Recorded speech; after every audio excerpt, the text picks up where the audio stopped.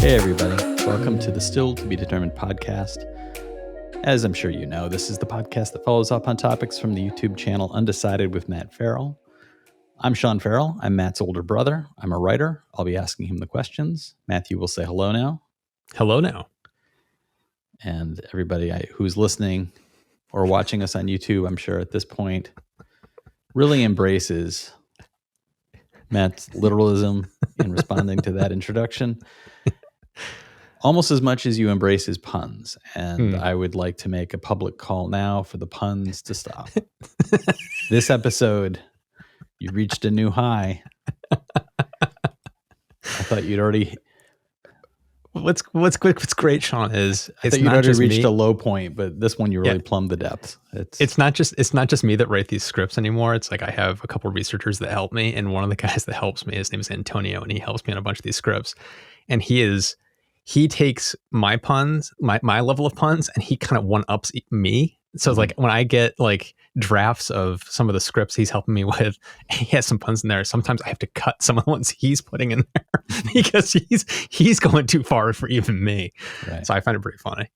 It's great. So we have multiple people coming up with puns for every episode. So that's why they're getting overloaded. You can make a drinking game of it. By the time you finish a 10-minute episode, you will be buzzed. Yeah, more than buzzed. Just a quick reminder before we get into the episode, the ways you can support the podcast. You are already doing the most important one right now. You are listening to the sound of my voice, or you are watching us on YouTube.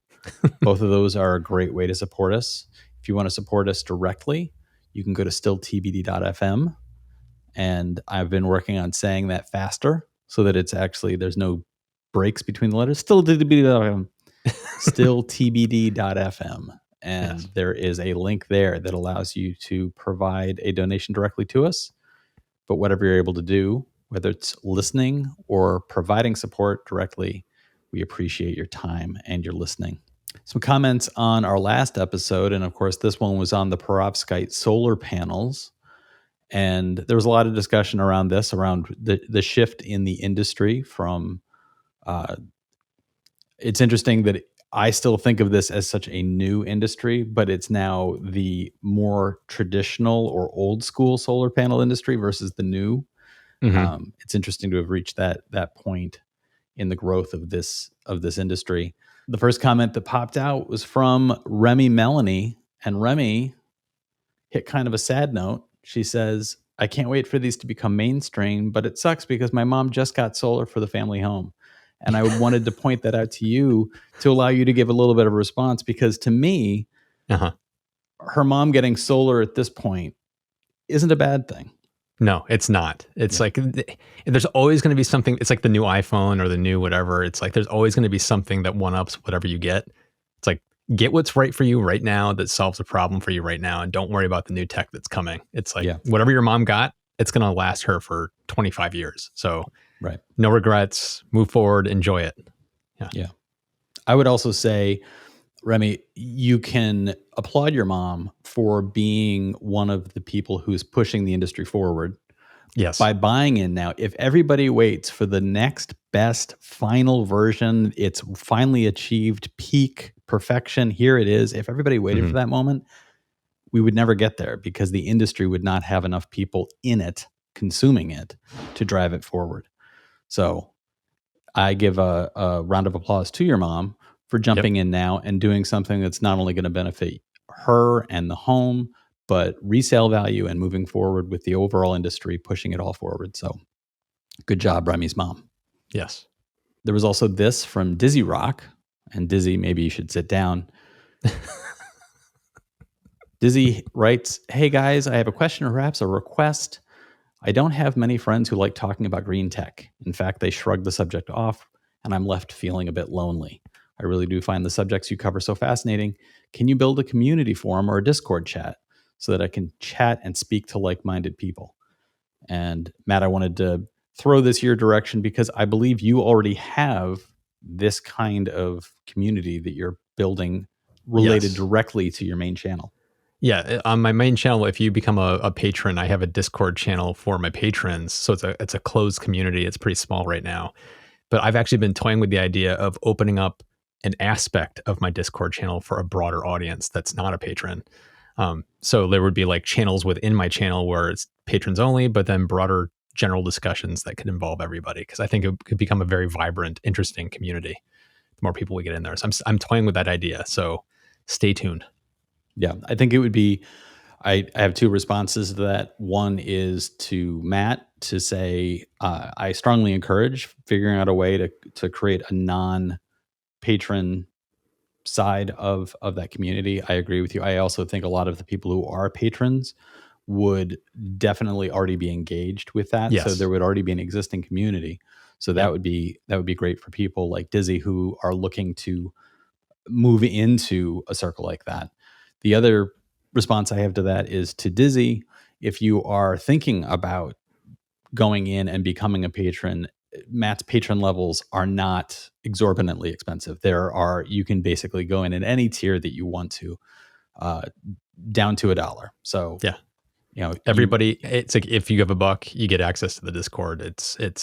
There's no criteria like for donations. Everybody gets in. Yeah.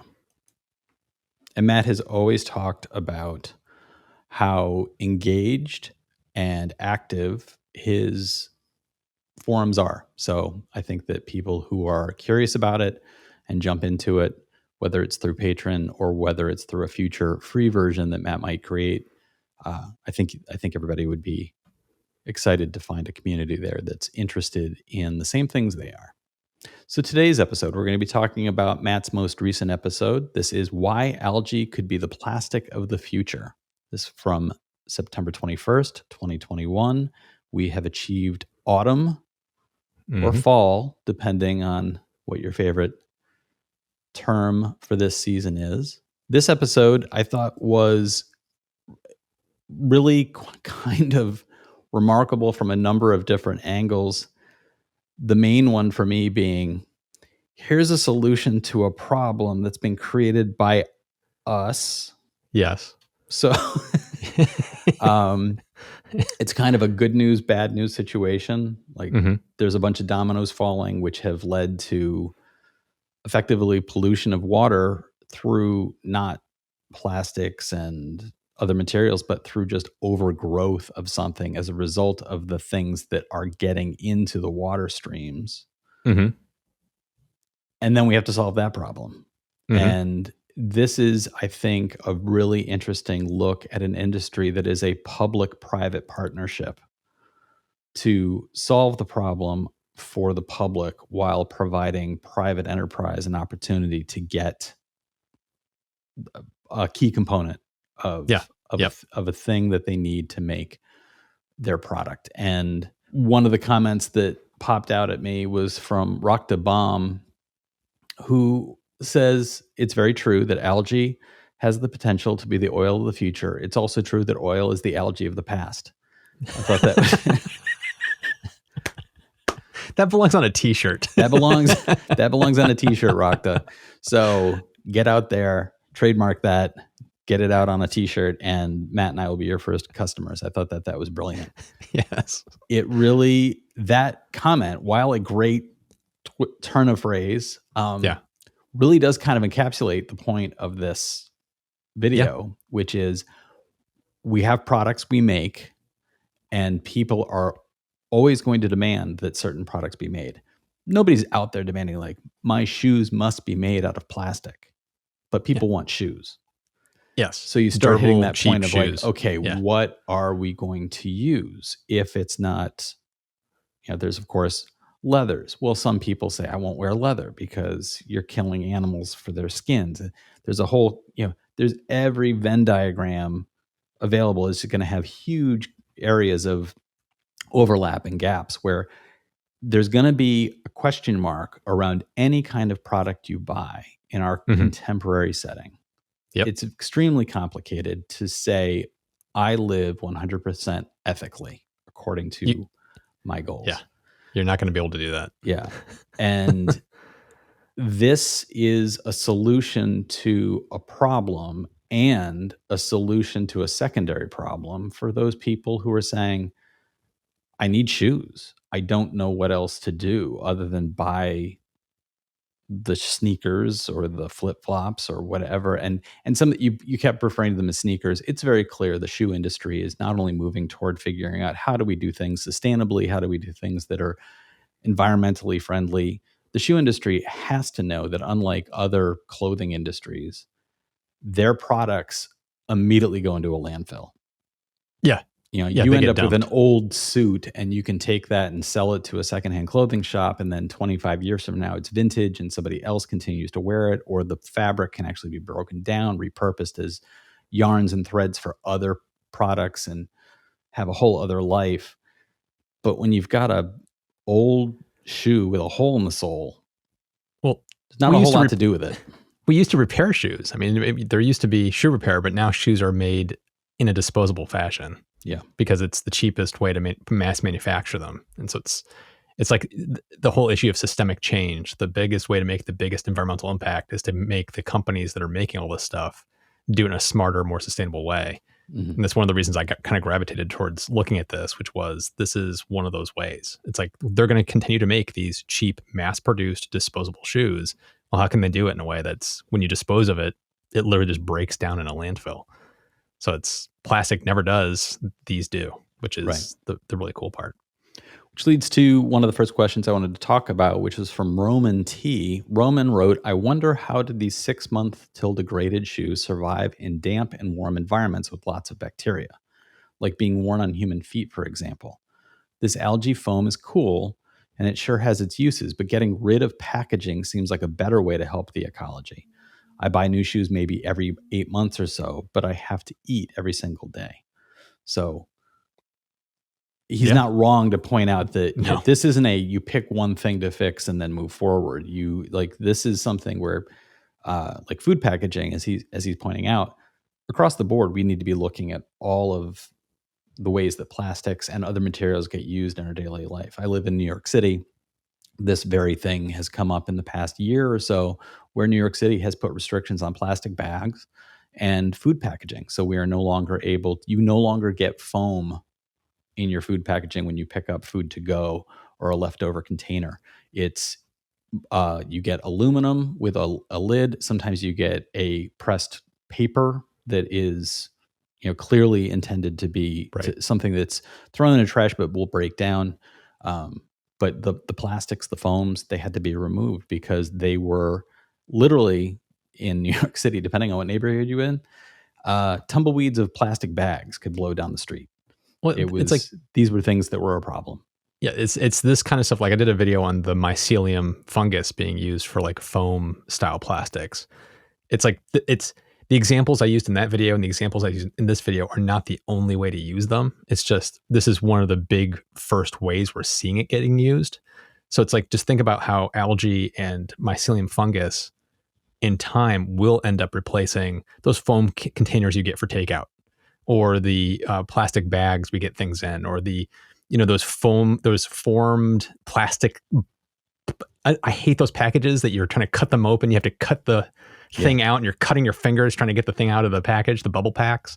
It's like this kind of stuff could potentially replace all of that. And all of it can be composted in a landfill. So it's like that to me is what makes me so excited about this, of looking 10 years into the future, 15 years in the future, 20 years in the future, of how petroleum-based plastics may be just gone. And this would replace all of it. Yeah. And there's a lot of images that were in your video which demonstrate the use of this in exercise equipment, Yep. Yoga mats, playground equipment, playground safety, the foam padding that goes beneath the playground equipment, which all that kind of stuff wears out. The wear and tear on that is intense and will wear out within the 5 months, 6 months. And if this is the future of having a yoga mat and not feeling guilty about putting it into the garbage, because when you have a used yoga mat that is now degrading to the point where it is literally falling apart and this is now garbage, but you look at it and think, my God, what do I do? Yeah. Those are the very products that we should think the hardest about. How do we replace this? Because when you have something that is fundamentally that much of a problem, a million yoga mats are sold in any given place over a year, 1 million pieces of giant foam garbage that will never turn into anything else. I mean, just think That's about a all problem. the like you go into the grocery store and you find all those like yogurt to go cups and all those like little individual serving things that people buy in mass here in the United States because of convenience. Yeah. Those have even more waste. It's like it's better to buy a large container of yogurt than individual containers of yogurt. So it's like not everybody thinks about that when they're shopping to try to reduce how much they're buying. But imagine a day when that plastic is no longer a petroleum based plastic. So it's like there's so much waste in our lives that we put up with for convenience, and we chuck it into a recycling bin, and then it's out of sight, out of mind. Yeah. Which is why it comes back to there's some systemic level changes that have to happen on the industry side of things to try to solve this, because we as individual consumers, we can't expect everybody to get on board and like do the right thing and stop buying those individual cups. It's like that's not gonna change. It's what's going to change is if we can get the companies on board with shifting how they're manufacturing it and how they're producing it in a better, more sustainable way. Right. That's when we're going to see the big benefit. On the personal side, one of the things that you pointed out was the consumption of microplastics. Yeah. And there was a lot of commentary around this, and it started in one of the threads with Nighthawk in Light, who wrote, "Where did the 5 grams of microplastic consumed per week figure come from? That's a shocking number. Several heaping spoonfuls of dryer lint every week. From what source is the bulk of that mass being consumed?" Before you get into responding to that, I really liked their ability to come up with an image. Yes. Consuming dryer lint. Yes. That's something you can envision, and you could say, okay, I can envision what 5 grams of that would look like. Yes. The idea of consuming that. I'm going to give my response, and then you can jump in with your more informed, I'm sure, response. But I believe that the microplastics simply come because plastic is being used. There is a certain amount of wear and tear in the production of plastics that ends up with microplastics just on and in the things that our food is put into. So you end up with microplastics in your water bottle. You end up with microplastics in your food containers. Your yogurt is it because it's in that plastic container. So it is the pollen in the air. It is the dust all around us. We cannot avoid it because it is simply already a part of making the plastic itself. Am I right? That is a huge part of it. Yes. Everything that you eat or consume that's stored in a plastic container has microplastics in it. So that bottle of Dasani water that you get and you're drinking that whole bottle of water down, you've had a small amount of microplastics in there because it's the plastic dust and the bits that are just in the bottle with the water, or in the bottle with the sour cream and the sour cream container. Another big aspect is like seafood. There's a ton of microplastics in our oceans, and all the fish are eating that stuff up. And then we cook the fish and we eat the fish, and we're eating the fish with the microplastics in it. So it's like, it's just, there's so much of it in the world. It's unavoidable. It's just a part of our daily lives. And we made this mess, and we're being affected by it. It's unavoidable. It's just everywhere. Do you know from your research of any direct line to health issues caused by microplastics? That's going to be kind of I've read articles and reports that do tie some of our health issues that we're seeing to that, and then other ones that are kind of a little more lukewarm on that idea. So it's like I haven't found like definitive things. It's depending on what reports you read, you'll hear different things about the health impacts. I think that it falls partially for me into the category of, it goes back to there was somebody testifying before Congress about water safety, and it was a person from the EPA. And there was pushback from some senators around having to put certain amounts of restrictions on the amount of arsenic that was detected in water. And this person from the EPA brought out a gallon bucket of water and an eyedropper and said the eyedropper contains arsenic. Now I'm going to start putting drops of arsenic into this bucket of water. You tell me when to stop, and then we'll both drink the water.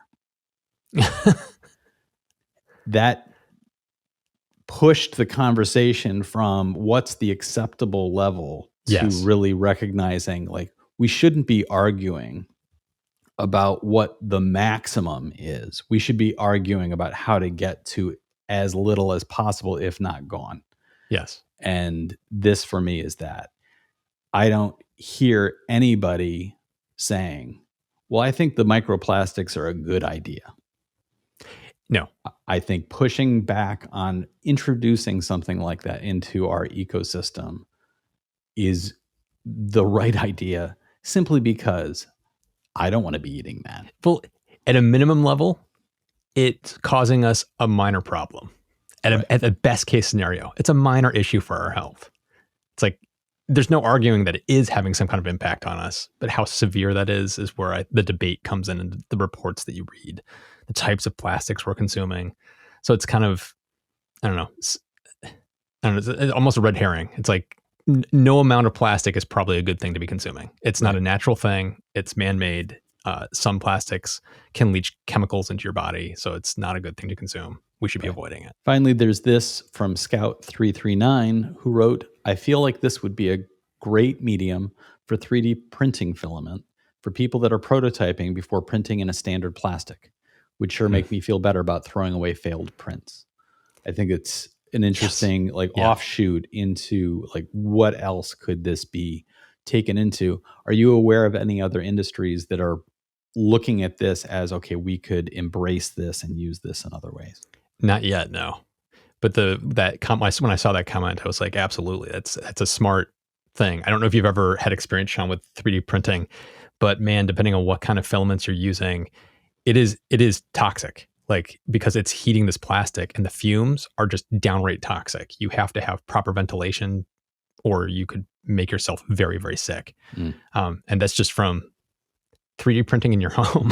It's like, plastics are really bad for us. And if we can find better solutions like this, like, not that the fumes would be healthier from this necessarily, but the fact that it would be a failed print is not contributing to this problem, because you can just compost your failed prints and it just goes back into the earth. Right. That's pretty cool. I love that idea. That is a good idea. So before we sign off, I want to throw out a question for the listeners and viewers.